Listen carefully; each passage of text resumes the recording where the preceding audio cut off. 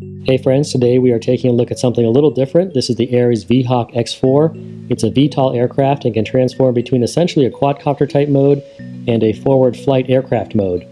Oh, and thanks to Hobbytown USA in Concord for letting me borrow this plane. This model is actually a Graupner X44 in a US Marines trim and sold by Ares under their new Z line of models. It does come in two versions, pair to fly with the receiver and no radio, and this one which is the ready to fly and includes the radio. Yep, if you fly this in the US, you need to register with the federal government and put the number in or on the plane, and I'm just going to leave it at that. In the RTF, you get a 2.4 gigahertz radio that is running the high-tech Red protocol. If you have your own high-tech Red radio, you can use that with the pair to fly. So I have a 14-year-old high-tech Flash 5X on 72 megahertz. Needless to say, that's not going to work, so I'll use the provided radio. You get a 1300 milliamp 4-cell pack, a set of extra props, glue, landing gear, and a basic set of instructions for the radio and aircraft. They give you all the needed information to get flying, including where to place the props, and each prop is labeled either A or B. The plane is almost completely assembled. Press fit the landing gear into the slots, glue in the vertical stabilizer, and attach the props, and it's ready to go. It's about 10 minutes to have it fully ready for flight. I did need to adjust the elevons to get them level, and for that you do have an adjustable clevis on each one. The radio has a solid feel, and the transforming switch is assigned to channel 5. It's easy to reach. You do need 4 AA batteries for the transmitter. The battery needs to go as far forward into the nose as possible. Some Velcro is recommended there. CG is 110 to 125 millimeters from the leading edge of the front wing. This sort of shows you where that is on the aircraft. I found it was balancing towards the back of that range. When the aircraft is armed, the motor pods will tilt to 45 degrees for a few seconds during initialization, and once it's initialized, they will then tilt forward or vertical, and you're ready to fly.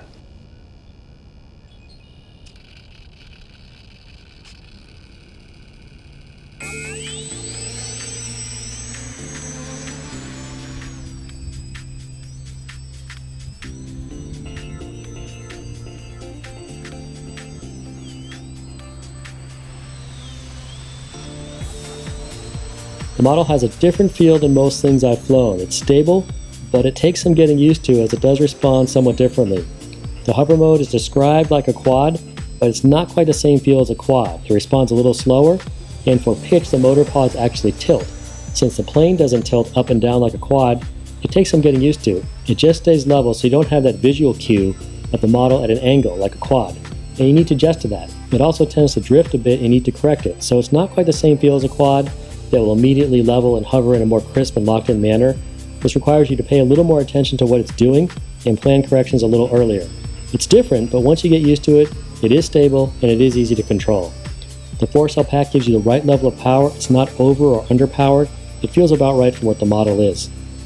In forward flight, the plane has plenty of speed and does require you to pay attention and keep on the sticks.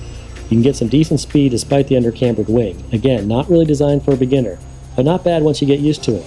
If you get in trouble, the best thing to do is get back into the quad mode and punch the throttle to give it altitude.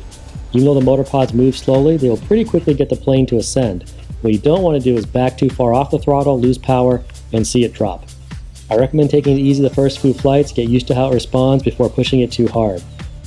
You have a gyro assist in both flight modes working to keep it level, so you're going to be limited with aerobatics. The main trick of this plane is transforming between flight modes.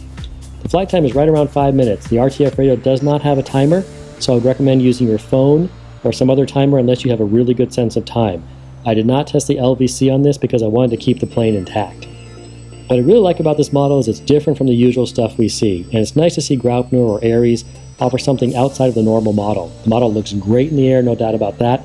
The first time I went to forward flight, it was nerves, and then it was fun. This is a plane for a more experienced pilot.